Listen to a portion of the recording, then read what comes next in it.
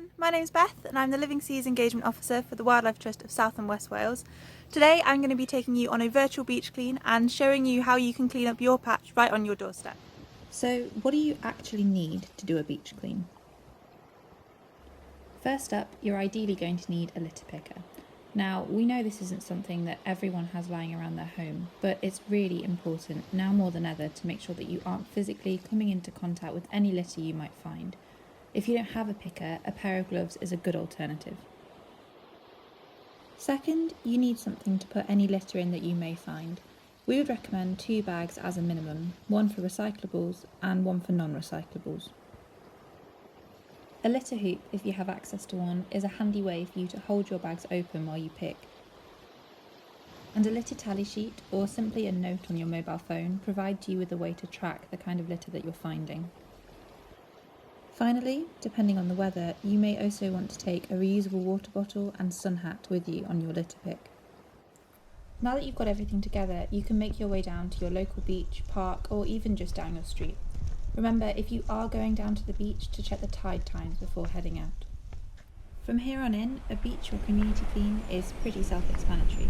If you see litter on the floor, use your litter picker or gloved hands to pick it up and place it in your bag. In some cases, litter will be very easy to spot. These items tend to be large or brightly coloured, and you'll often see them from quite some distance away. However, litter comes in all shapes and sizes, and materials, including plastic, can break down into pieces so small that we can't see them with our eyes. This means that scanning across your beach or green may help you to find litter that you may have otherwise missed. If you're looking for somewhere to focus your search, the strand line on beaches can be a hotspot for these smaller pieces of litter. It's worth pulling your hands through clumps of seaweed here in particular, where plastics can become tangled, including microplastics like nurdles. So, what might you expect to find on a beach clean? Items like bottles, cans, cigarettes, polystyrene and fishing gear are all fairly common finds here in Newquay. However, depending on where you choose to carry out your litter pick, you may also find metals, rubber or paper. It really does vary.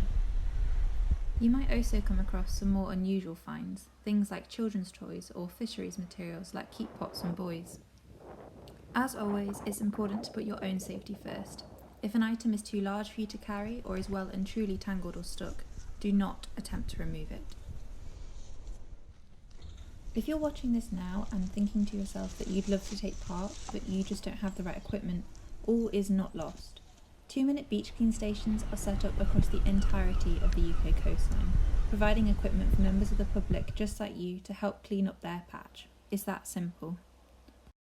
Remember, it ultimately doesn't matter if your beach clean is on the beach, next to a river, in a town, or even on the ocean.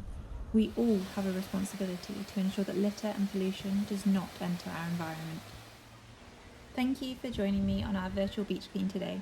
Until next time, keep safe.